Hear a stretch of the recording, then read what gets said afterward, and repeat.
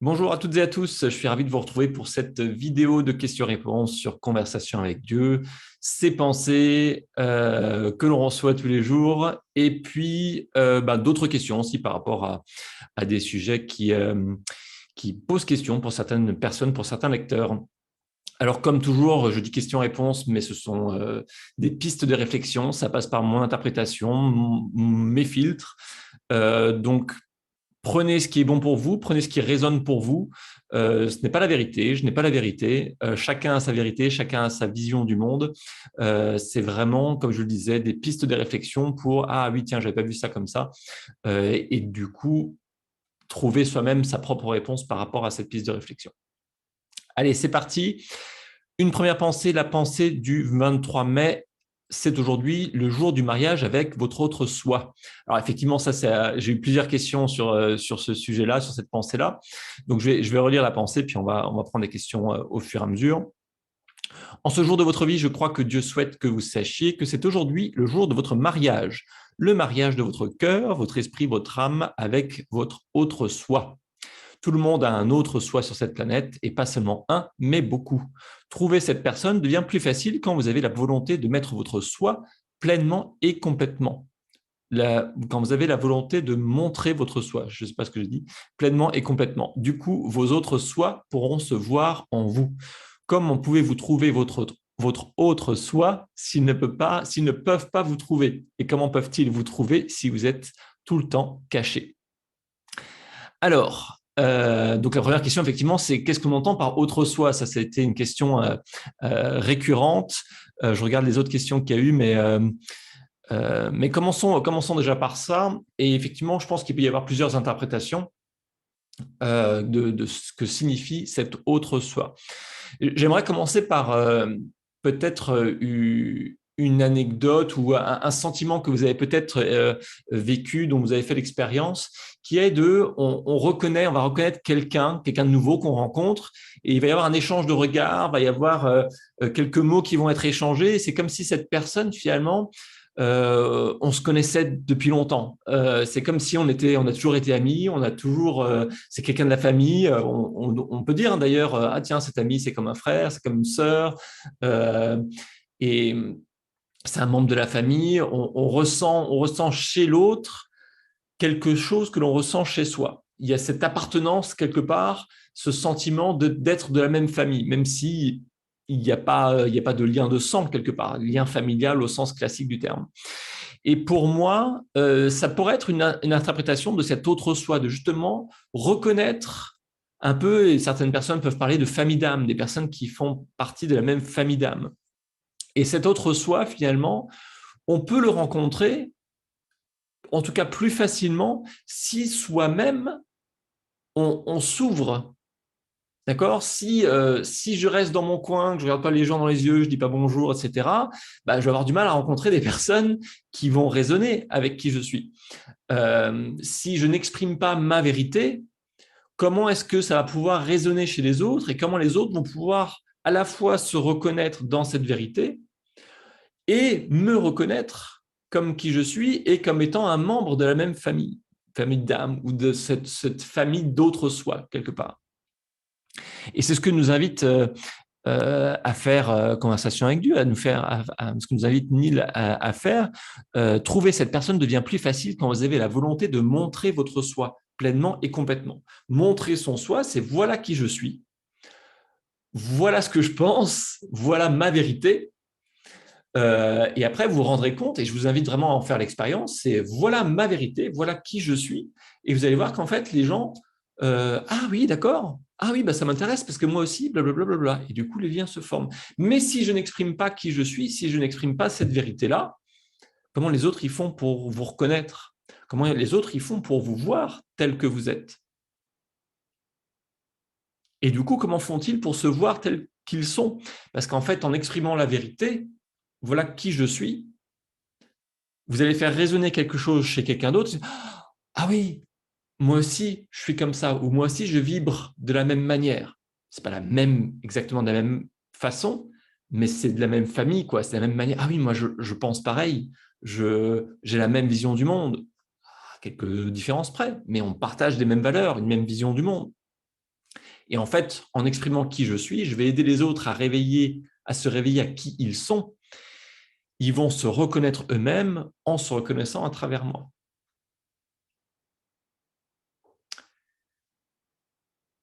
Voilà, c'est une interprétation que je vous partage. En tout cas, je pense que c'est ma manière de voir un petit peu cet autre soi.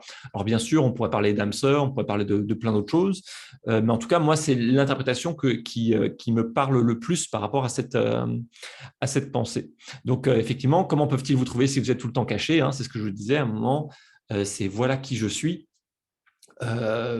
Je lis Conversation avec Dieu, je médite, je ne sais pas. Et en fait, vous allez voir que ça attire à vous. Et je vous donne une petite anecdote, c'est que quand moi j'ai découvert Conversation avec Dieu, je le lisais dans le métro à Paris et je le cachais. D'accord? Parce que déjà, voilà, j'explorais moi intérieurement déjà tout ça. Mais à un moment, le chemin continue en s'ouvrant, en exprimant voilà qui je suis. Et une manière très simple, une manière, c'est je lis Conversation avec Dieu. Si vous commencez à dire ça autour de vous, vous allez voir que moi aussi, personne dont vous n'auriez pas du tout soupçonné qu'elle puisse lire Conversation avec Dieu, par exemple. Et c'est comme ça que finalement les connexions et les rencontres peuvent se faire. Voilà. Donc ça, c'était la question, puis-je demander ce qu'on entend exactement par autre soi. Alors, il y avait d'autres questions similaires mais différentes. L'autre soi est-il ce que je suis vraiment? Oui, l'autre soi que je peux rencontrer est-il une autre personne en parallèle sur Terre? C'est-à-dire une autre partie de mon soi divin qui peut avoir plusieurs vies en parallèle sur Terre ou aussi dans des espaces différents de la Terre. Voilà, donc j'ai répondu un petit peu à la question, c'est que pour moi, cet autre soi, c'est différent de nous et on se reconnaît. J'aimerais vraiment insister là-dessus parce que c'est quelque chose qui me parle, c'est on se reconnaît dans l'autre parce qu'on a exprimé qui j'étais. Et en fait, c'est beaucoup plus simple que ce que l'on croit. Quand je dis exprimer cette vérité, montrer qui on est, je vais vous donner un exemple encore, ça m'est arrivé hier, j'étais dans un café pour travailler, j'avais ouvert un ordinateur, et il y a un couple qui arrive sur ma gauche, et ils arrivent avec un petit chien, et puis le chien, c'était sur un carrelage, et du coup, les pattes, ils glissent un peu, quoi. Et donc il y a un premier échange de regards très, très, très rapide, et puis le chien était juste à côté de moi, et je fais un petit commentaire, une petite plaisanterie, ça patine. Et puis du coup, les deux sourient, les deux personnes sourient, et puis à un moment, je capte le regard de cette personne-là, il s'appelait Philippe, et puis la conversation s'engage, on se capte, et il y a un truc qui se passe qui fait que, hop, la conversation s'engage, et on a discuté pendant 2h30. Donc j'ai mon PC qui était ouvert à côté pendant 2 heures, je pensais travailler, puis en fait non, j'ai pas travaillé, j'ai discuté pendant 2 heures. Donc tout ça pour vous dire qu'en fait, ça tient à rien, c'est que le voilà qui je suis, c'était de faire une petite plaisanterie. J'adore les animaux, hein, mais c'était sur le chien qui patinait avec les griffes, il n'arrivait pas à avancer parce que le carrelage était très très lisse, quoi. Donc j'ai fait une petite blague comme ça parce que moi je fais un petit commentaire pour sourire, quoi. C'est sans méchanceté aucune. Mais du coup ça a connecté avec les personnes de côté et du coup on a eu une discussion passionnante sur la vie, sur la spiritualité, complètement inattendue, quoi. Donc, c'est un exemple pour vous dire que c'est quelque chose qui peut être très, très simple. Il ne s'agit pas de chercher une manifestation, une expérience complexe, hyper spirituelle. Non, ça peut se faire de manière extrêmement simple à partir du moment où vous exprimez qui vous êtes, tel que vous êtes. Alors, on passe à une autre pensée. Une autre pensée. Alors, bonjour Jean-Philippe, merci pour ton engagement et ton investissement. Concernant la pensée de Neil de ce jour, l'amour tolère les faiblesses humaines et les erreurs et les échecs. Alors, est-ce que je l'ai en entier? Oui. Quand quelqu'un fait quelque chose que vous n'aimez pas, essayez la tolérance. Dites-leur avec la plus belle de vos manières que vous ne vous sentez pas bien vis-à-vis de ce qu'il s'est passé ou dit, mais essayez surtout de ne pas leur en vouloir et de ne pas les écarter de toute relation chaleureuse avec vous. Tout ce que vous leur apprenez en faisant cela, c'est d'avoir peur de vous. en leur faisant avoir peur de vous perdre, ou du moins de perdre le côté chaleureux de votre relation avec vous. C'est bien sûr ce que certains disent que Dieu fait avec nous. Accordez-leur un peu de patience, comme vous aimeriez que Dieu et les autres vous en accordent. Alors là aussi, plusieurs questions sur cette pensée, donc je vais les reprendre. Je comprends parfaitement l'intention et en même temps, je crois que les mots n'ont rien d'anodin. Leur énergie diffère grandement d'un mot à l'autre et ils peuvent induire des compréhensions et des ressentis très différents selon leur choix. Pour ma part, petite explication de texte, à faiblesse, qui à mon sens induit un jugement, je préfère limite du moment. À erreur et échec, qui à mon sens induisent aussi des jugements, je préfère expérience et exploration.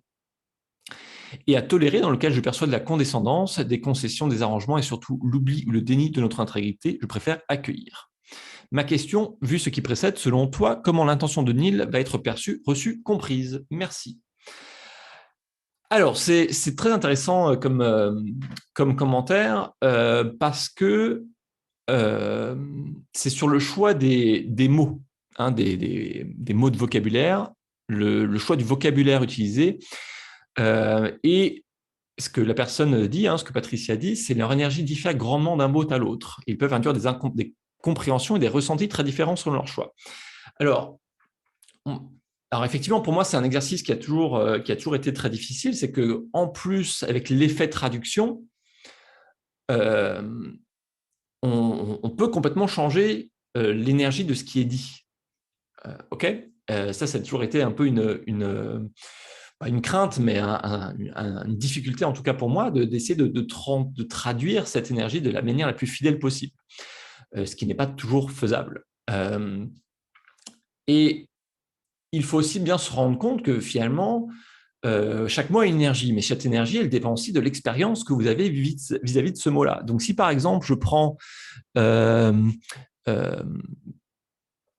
ne sais pas moi, alors erreur, échec, effectivement, expérience, expérience, pour quelqu'un, expérience, ça va être des expériences de chimie, ça va être des expériences dangereuses, et donc expérience, savoir cette énergie de danger, par exemple. C'est n'importe quoi, hein, j'invente. Mais en fonction de l'expérience de chacun, on va aussi apporter une énergie différente au mot. Donc, quand j'utilise un mot, si je prends le mot, par exemple, les faiblesses, hein, l'amour tolère les faiblesses humaines, je prends le mot faiblesse, eh ben, je suis sûr que parmi vous, parmi ceux qui écoutent cette vidéo, parmi ceux qui ont lu cette pensée-là, eh ben, je vais avoir 10 ressentis différents, 15 ressentis, 20 ressentis différents. Parce que chacun va apporter aussi une charge émotionnelle, une expérience de ce mot-là dans ce contexte-là.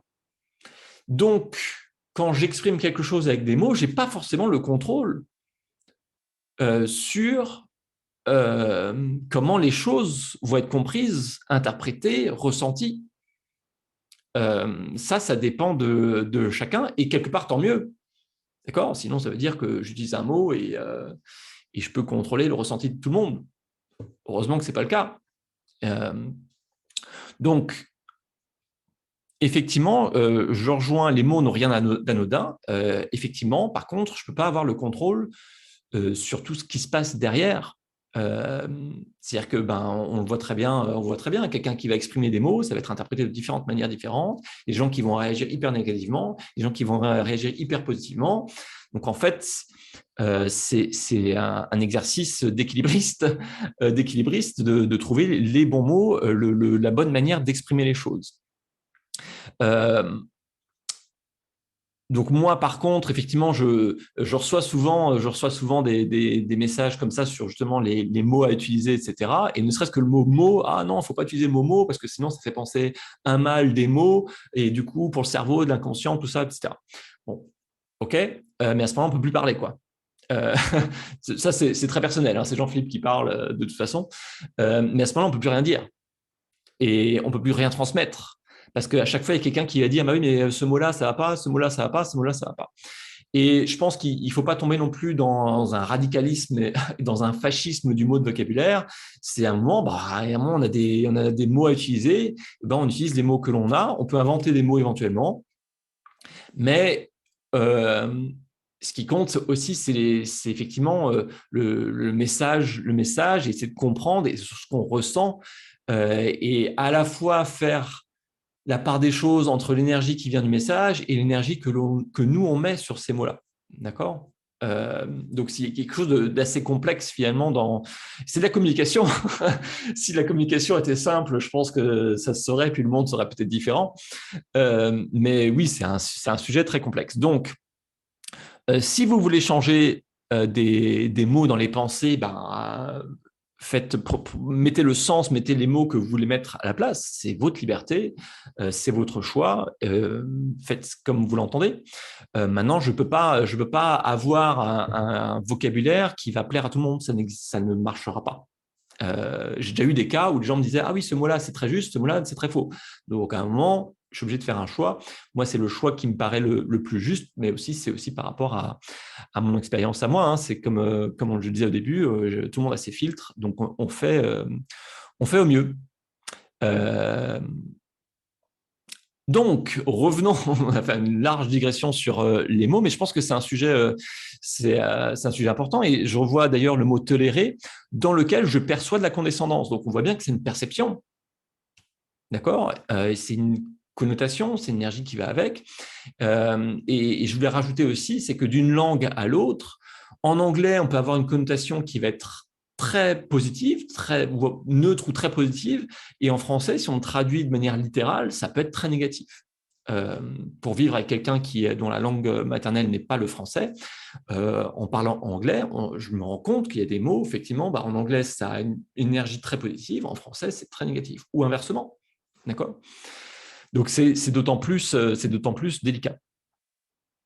Donc, tout ça pour dire, je vais arriver à conclure quand même, tout ça pour dire, c'est OK, je lis des mots, j'ai une réaction par rapport à ces mots, je peux faire une introspection, me dire OK, pourquoi j'ai cette réaction émotionnelle par rapport à ces mots, et essayer de ressentir quel était le message derrière ces mots, quelle était l'énergie, l'intention derrière ces mots. Et d'ailleurs, je reviens, je comprends parfaitement l'intention. Donc, je comprends parfaitement l'intention, mais en même temps, je ne suis pas d'accord avec les mots. D'accord ? Donc, l'important, c'est l'intention qu'il y a derrière. Et d'ailleurs, c'est tout l'objet de cette pensée, c'est l'amour tolère les faiblesses humaines, les erreurs, les échecs. C'est, oui, je n'ai pas utilisé le bon mot, mais tu as compris l'intention derrière. Donc, je m'excuse pour le mot, mais mon intention, c'était ça. Ma question, vu ce qui précède, selon toi, comment l'intention de Neil va être perçue, reçue, comprise ? Eh bien, c'est comme je le disais, en fait, j'en sais rien. La perception, la réception, la compréhension ne dépend pas de moi, elle dépend de chacun. Et ça, c'est tant mieux, quelque part. C'est une liberté, un choix que chacun fait dans la manière avec laquelle il va recevoir la pensée. Voilà, je ne sais pas si c'est je sais pas si c'est la réponse que tu attendais, Patricia, mais en tout cas, c'est celle que je propose. Une petite remarque sur le verbe tolérer dont la définition est accepter à contre-cœur, je remplace par accepter. Qu'en penses-tu ? Et bien là, c'est pareil, c'est ce que je disais, hein, c'est quelle est l'intention derrière le mot. Donc, là, si je reprends la phrase, tolérer, c'était où ? Essayer de la tolérance. Effectivement, je peux comprendre que dans certaines interprétations, on peut voir de la condescendance, on peut voir quelque chose qui n'est pas forcément très positif, mais je pense qu'il là, il faut le voir dans le côté tolérance. Oui, ça peut être de l'accueil. Alors, il y en a qui me disent accepter, il y en a qui vont me dire accueillir, de l'accueil, donc parce que accepter, c'est peut-être je suis un peu forcé d'accepter. Enfin, je sais pas. Après, là, c'est pareil, c'est sujets à interprétation. Mais en tout cas, le tolérer, c'est peut-être effectivement, ça va être l'accueillir. J'accueille quelqu'un. Il m'a dit quelque chose, j'ai bien compris l'intention, mais les mots n'étaient pas bien choisis. Bon, j'ai accueilli son message quand même. J'ai fait la part des choses. D'accord ? Ça, je prends, ça, je prends pas. Je prends l'intention, mais je prends pas les mots parce que les mots, ils sont chargés un petit peu d'énergie qui ne me conviennent pas. C'est voilà, ça, c'est ma piste de réflexion. Ensuite, alors, une autre question par rapport à cette même pensée, toujours. Je ne comprends pas le dernier paragraphe. Donc, je vais vous répéter le dernier paragraphe. Tout ce que vous leur apprenez en faisant cela, donc en en les écartant parce qu'ils ont fait un échec, ils ont eu un échec, ils ont fait une erreur ou ils ont une faiblesse, d'accord? Tout ce que vous leur apprenez en faisant cela, c'est d'avoir peur de vous. En leur faisant avoir peur de vous, Attendez, est-ce que c'est coupé un peu? Je suis désolé. Tout ce que vous leur apprenez en faisant cela, c'est d'avoir peur de vous, en leur faisant avoir peur de vous perdre, ou du moins de perdre le côté chaleureux de votre relation avec vous. C'est bien sûr ce que certains disent que Dieu fait avec nous. Alors, effectivement, c'est si je dis ah ben non, je suis pas d'accord, tu t'es planté, et effectivement, il peut y avoir cette peur de ouais, mais du coup j'ai fait une erreur, mince, je vais plus recevoir d'amour, etc. Il va plus m'aimer, notre relation elle va être différente.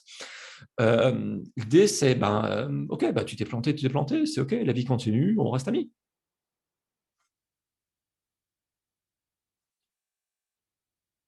Ça peut être aussi simple que ça.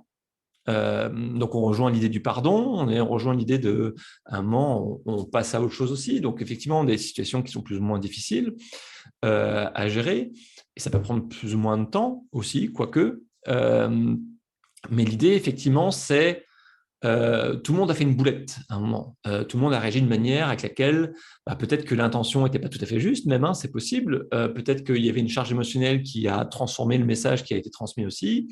Peu importe, finalement, on est humain et peut-être que, effectivement, l'autre personne, elle s'est plantée. Il y a peut-être eu des conséquences ou pas. Et à un moment, c'est OK, tu t'es planté, tu as fait une erreur. C'est OK, passons à autre chose. Je t'aime quand même. Et je peux très bien aimer quelqu'un, mais ne pas aimer ses comportements ou un comportement récurrent. Je peux très bien ne pas être d'accord complètement avec la vision du monde de quelqu'un et pourtant aimer cette personne. C'est possible. Pourquoi ce ne serait pas possible? Et c'est bien le problème dans notre monde aujourd'hui, peut-être. C'est qu'on considère qu'on n'aime pas une personne parce qu'on a des idées différentes. Mais ça peut certainement déjà arriver de discuter avec un ami et de se rendre compte, sur ce sujet-là, on est complètement en désaccord. Et c'est OK, on est en désaccord là-dessus et on peut en parler de manière honnête et intelligente, si j'ai envie de dire, mais on reste en désaccord et on peut quand même aimer cette personne. Donc, c'est faire la part des choses entre une situation où il s'est passé quelque chose, une erreur, un échec, etc., et l'amour de cette personne. Maintenant, aimer une personne, ça ne veut pas non plus dire passer 100% du temps avec elle. Hein. D'accord? On peut aimer une personne, mais on peut aussi dire je t'aime quand tu es loin, quoi. Je n'ai pas envie de passer du temps avec toi. Parce qu'il y a des comportements qui ne me conviennent pas, par exemple. Et ça n'empêche pas d'aimer cette personne. Encore une fois, c'est ma vision du monde. On continue. Alors d'autres questions plus générales, non pas par rapport à une pensée, mais voilà, des personnes qui ont exprimé d'autres questions. Alors, bonjour Jean-Philippe, il est facile de lire ce qui est écrit dans les messages, mais quand on vit dans la peur et les souffrances comme ci-dessous, on peut aussi avoir envie d'être violent. Les chrétiens sont de plus en plus maltraités dans ce monde par les musulmans et massacrés. Doit-on se laisser faire? La non-violence peut aussi ne pas être une bonne chose. Dieu ne nous a pas dit de ne pas nous défendre et donc ne nous a pas demandé de ne pas utiliser la violence pour survivre. Donc je ne suis pas ce qui est dit. Il n'est pas question de laisser faire les massacres, enlèvements, destructions. On ne saurait accepter dans ces pays la radicalisation et la violence de l'islam. Cordialement, bonne journée. Alors, on enlève les étiquettes, etc. Hein. Il ne s'agit pas d'avoir un débat sur le comment dire, le fond, sur les exemples qui sont proposés, d'accord? On sait faire la part des choses, on fait la part des choses. Et j'ai rejoint ça, enfin j'ai relié ça à une autre question. Bonjour Jean-Philippe, je lis dans le livre Dieu nous parle, élargir le code moral. Selon ce code, il ne serait pas éthiquement ou spirituellement inapproprié de se défendre et de tuer quelqu'un d'autre. Selon vous, qu'aurait dû faire l'Ukraine face aux Russes si ce n'est se défendre? Donc là aussi, on enlève les exemples parce que c'est pas l'objet, c'est pas le but de ce genre de vidéo. Hein. Mais par contre, c'est prendre du recul et de voir la question derrière la question quelque part. Et là, c'est la question de la violence. Et effectivement, face à la violence, est-ce que j'ai le droit d'être violent ou pas? C'est un petit peu ça. Hein. C'est est-ce que la violence peut être une réponse divine, si je reformule aussi. Est-ce que pour survivre, est-ce que j'ai le droit d'utiliser la violence, par exemple? Alors, c'est un sujet délicat. Et là encore, je mets toujours mes petits avertissements, petits panneaux avertissements. Donc là encore, c'est ma vision du monde. Hein. Donc, vous voyez ce qui résonne pour vous. Mais si on prend du recul, si on revient au principe de conversation avec Dieu, finalement, on a un pouvoir créateur, on peut choisir nos réactions, nos réponses, nos comportements, nos actions. Et conversation avec Dieu nous dit que, en fait, on choisit et rien n'est mal, rien n'est bien. Ce sont juste des expériences que l'on fait. Donc, à un moment, si dans une certaine situation, dans une certaine expérience, je fais un choix d'agir d'une certaine manière, j'utilise mon pouvoir créateur, je suis dans mon aspect divin et je crée l'expérience dont je veux faire l'expérience. Ce qui veut dire qu'à un moment, je peux faire le choix d'être violent. Et c'est un choix que je fais. C'est un choix qu'une personne peut faire. Et ce sera ni bien ni mal. C'est la société qui juge si c'est bien ou si c'est mal. Mais si je prends juste la vision très, très intellectuelle, j'ai envie de dire, de conversation avec Dieu, c'est une réaction, c'est un choix qu'on fait. Si on n'avait pas le droit de le faire, pourquoi Dieu il nous donnerait la liberté de le faire? D'accord? Maintenant, ça revient à un autre principe qui est à un moment, dans conversation avec Dieu, il nous dit, à un moment, il n'y a personne qui a besoin de nous dire ce qui est juste ou ce qui n'est pas juste. D'accord? C'est à l'intérieur qu'il y a ce compas, qu'il y a cette boussole qui nous dit ça c'est juste, ça c'est pas juste. Et vous allez me dire, bah oui, mais chacun a des boussoles différentes, c'est pas facile. Bah ouais, mais les autres, on s'en fiche quelque part. On est par rapport à soi. Je fais un choix. Je vais mener cette action parce que je crois qu'elle est juste.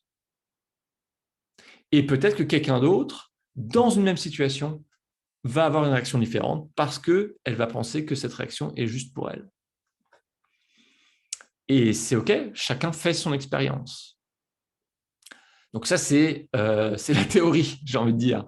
C'est la théorie. Maintenant, en pratique, effectivement, c'est plus délicat. C'est des choix qui sont difficiles. L'idée, effectivement, un des pièges, je pense, c'est un moment, face à la violence, non, tout est parfait, donc je fais rien. Non, ce n'est pas une solution non plus. Ça, c'est peut-être plus de la fuite qu'un choix. Il faut que ce soit un choix fait en conscience de qui est-ce que je choisis d'être dans cette situation-là.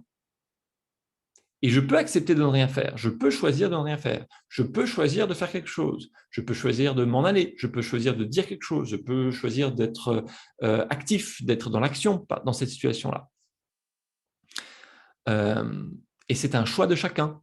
Et en fait, oui, la société va nous encourager à faire le bon choix parce que la société a choisi de mettre une étiquette sur certains choix et une autre étiquette sur d'autres choix.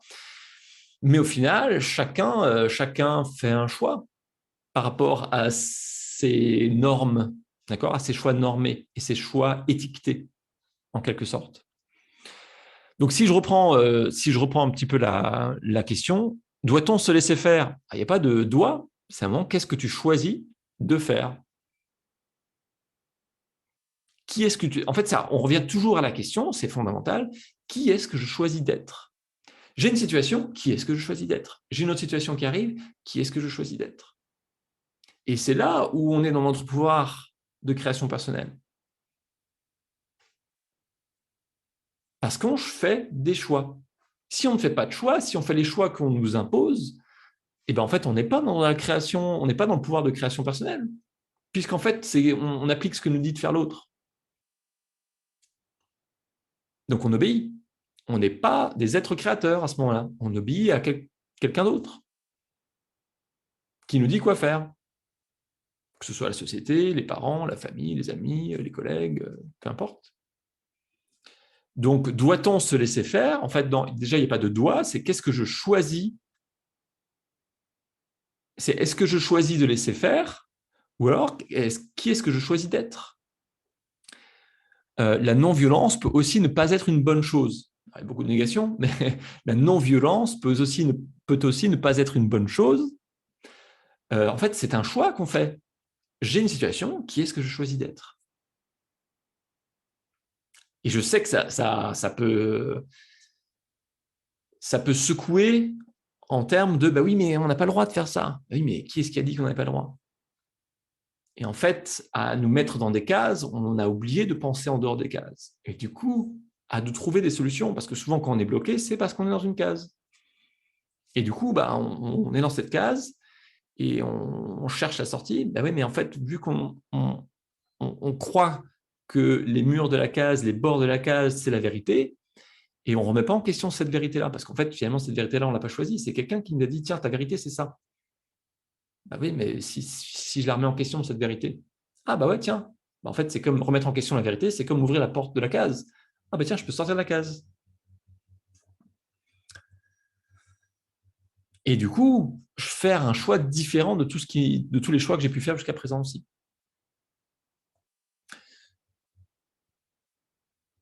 Maintenant, effectivement, je voulais revenir aussi, il n'est pas question de laisser faire les massacres, enlèvements et destructions. En fait, c'est un choix qu'on fait, à la fois individuellement et à la fois en termes de société.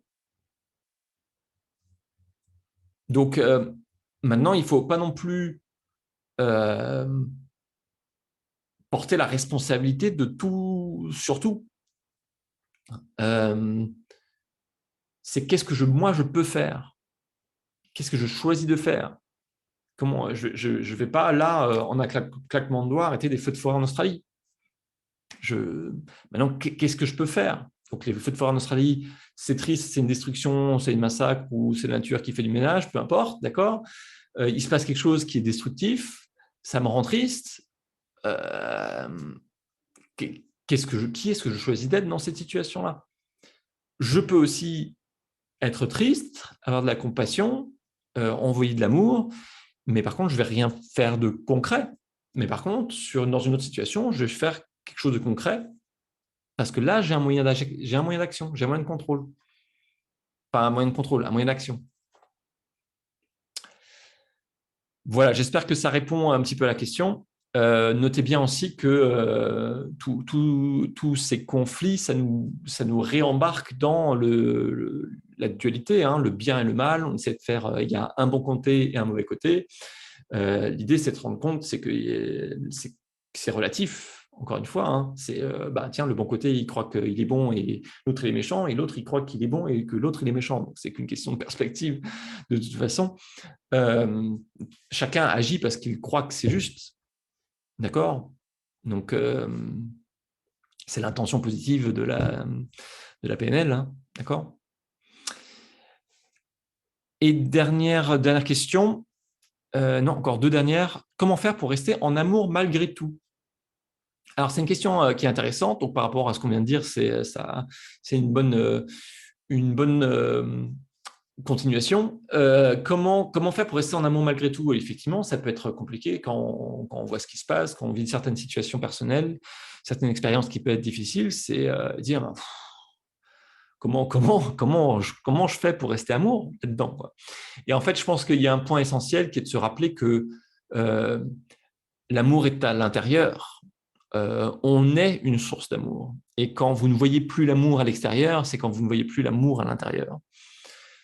Et ce que je vous encourage à faire, c'est de revenir, de retrouver, de vous reconnecter à cet amour à l'intérieur en pensant à des souvenirs, en pensant à des mémoires positives où vous avez ressenti cet amour pour non pas le manifester artificiellement, mais pour vous reconnecter à ce sentiment-là. Juste comme point de départ, et ensuite l'amplifier à travers la méditation, l'hypnose, peu importe comment vous pouvez faire. Mais l'idée essentielle, c'est de se rappeler que vous êtes à la source. J'ai écrit une petite histoire comme ça aussi, je vous mettrai le lien en dessous de la vidéo à ce propos pour illustrer cela. Hop, je le note juste. Et enfin, dernière question cette fois, comment faire pour accepter ce que Dieu dit, que tout va bien alors que tout s'écroule? Eh bien, c'est une question finalement de considérer, de se rappeler qu'il y a une illusion, il y a une pièce de théâtre qui est en train de se jouer et qu'on ne voit pas tout, on ne comprend pas tout et que c'est un peu comme une expérience de vie que l'on déroule. Parfois, on ne comprend pas les événements quand ils arrivent, mais après coup, quand on prend du recul sur cette expérience de vie, on se rend compte que, ah oui, bah, là, je comprends pourquoi ça s'est arrivé dans ma vie. En fait, j'avais besoin de comprendre ça. Ah oui, je comprends pourquoi ça s'est arrivé, parce qu'en fait, j'avais besoin de grandir et d'être intéressé par ce sujet-là grâce à ça. Ah oui, je comprends pourquoi cette crise elle est arrivée, c'est parce qu'en fait, finalement, j'avais besoin de me libérer, de lâcher prise avec tout un tas de choses. Ah oui, je comprends. Et en fait, ne serait-ce que pour une petite expérience de vie individuelle, il y a des fois, on a du mal à comprendre, mais pourquoi ça m'arrive et pourquoi tout a l'air de s'écrouler, c'est quoi le sens de tout ça, et on a déjà du mal à comprendre individuellement. Mais à plus grande échelle, c'est pas forcément quelque chose qui est appréhendable par notre cerveau, par notre compréhension. Et donc là, finalement, c'est lâcher prise aussi avec cette illusion que l'on peut tout comprendre, que l'on peut tout euh, euh, maîtriser et contrôler.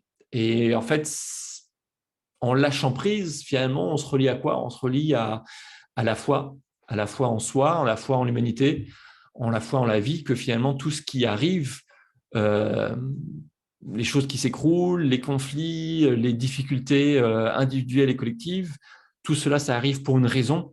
Et cette raison-là, elle est portée par une impulsion d'évolution vers quelque chose de plus élevé. Et l'apparence de l'illusion fait qu'on se dit, bah, en fait, tout s'écroule et on va dans le mur. Mais peut-être qu'il faut aller dans le mur pour se rendre compte qu'il y a un mur et se dire, ah mince, bah, en fait, je n'avais pas vu. Je regarde, mince, il y a un mur, mais en fait, il y a une porte juste là. Sauf que si je ne me rapproche pas du mur, si je ne me prends pas le mur, ben, et vous avez pu le voir aussi peut-être dans votre propre expérience ou avec des amis, vous avez beau dire à des amis, bah, regarde, là-bas, il y a un mur, si tu continues comme ça, attention, tu vas te prendre le mur, attention, tu vas te prendre le mur. Et bah, ils se prennent le mur. Et oui, parce que bah, à un moment, on a besoin de se prendre le mur pour réagir, pour comprendre. On aura beau comprendre intellectuellement, oui, c'est possible qu'il y ait un mur, et ben, je continue jusqu'à ce que je me prenne le mur. Je le voyais quand je coachais des chefs de projet aussi en informatique. Donc, je les accompagnais dans la gestion de mes projets pour en faire en sorte que ça se passe bien, mais je leur laissais une certaine marge de manœuvre pour qu'ils puissent apprendre aussi, pour qu'ils puissent expérimenter quelque part. Donc, faire des erreurs sans que ça compromette tout le projet au global, mais qu'ils puissent faire des erreurs et avancer. Et des fois, je leur disais, OK, bah, fais attention à ce point-là, parce que ça pourrait poser de gros problèmes à la fin. Et donc, une semaine, après une semaine, après une semaine, ah, t'as fait attention à ce point-là, ouais, non, mais ça va aller, t'inquiète pas, Jean-Philippe. Ouais, mais attention, regarde, là, je pense que si tu vas aller dans le mur, bim, un jour, ils se prennent le mur. Donc, ils disaient, ah ouais, t'avais raison, Jean-Philippe. Bah, c'est pas une question d'avoir raison, c'est un moment, je t'ai montré, on en a parlé. Après, tu fais le choix d'écouter ou pas. Mais mon expérience ensuite m'a montré que finalement, il y a certaines leçons dans la vie qu'on ne peut apprendre que dans l'expérience. Et aujourd'hui, collectivement, on est en train d'apprendre une très bonne leçon. Et donc, l'expérience pour nous mener à cette très bonne leçon, elle est effectivement particulièrement sympa à vivre.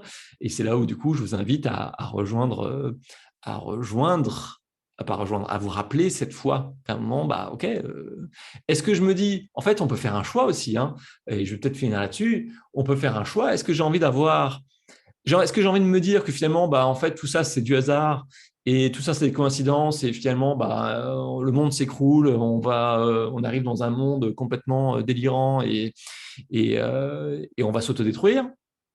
Voilà, je peux très bien choisir de croire à ça, ou alors je peux choisir effectivement de croire que, ok, en fait, tout ça, c'est un sens. La vie, c'est où elle nous emmène dans un but d'évolution et de grandir, d'évoluer en conscience, de vers plus de conscience. Et je peux faire un choix. Et ce choix-là, pour savoir lequel est le plus juste pour moi, je me reconnecte à mon ressenti, je pense au premier choix, comment est-ce que je me sens par rapport à ça? Ah, le monde s'écroule, on va s'autodétruire, c'est la fin de l'humanité. J'exagère, hein, mais oui, prenez un scénario qui a plus de sens pour vous. Comment est-ce que je me sens par rapport à ça? Bon, bah, moi, par exemple, c'est purement personnel. Moi, je me sens vide, quoi. Je me sens... Ça me remplit pas du tout. Ouais, j'ai du mal à respirer même. Donc, ça me remplit pas du tout, quoi. Euh, donc, hop, j'efface ça. Hop, je coupe ça. J'efface ça. Maintenant, je me connecte à, à cette croyance, à cette idée, à cette vision du monde que ben, tout ça, ça a un sens, que la vie nous emmène sur un chemin d'évolution qui va nous amener à quelque chose de plus élevé, de plus de conscience, plus d'amour.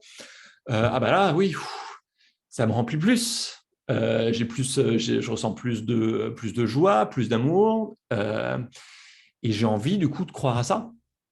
Et peut-être que je me trompe complètement, mais en attendant, mon expérience, elle sera beaucoup plus sereine et beaucoup plus dans l'amour aussi. Peut-être que je me mens à moi-même, mais mon expérience, mon ressenti en tout cas, il est ce qu'il est. Et ce que je veux dire par là, c'est qu'à un moment, on peut faire un choix d'avoir foi en soi, foi dans l'humanité, foi dans la vie. Donc, il n'y a pas de bon ou mauvais choix. Juste le choix que vous ferez, parce que ce sera le vôtre. Voilà pour cette vidéo. Et ben écoutez, je pense que ça durait plus que ce que je pensais, mais je vous mettrai donc le lien vers la petite histoire dont je vous parlais, un résumé. N'hésitez pas à me laisser vos commentaires, vos questions sous la vidéo. Prenez soin de vous, gardez la foi et à très bientôt.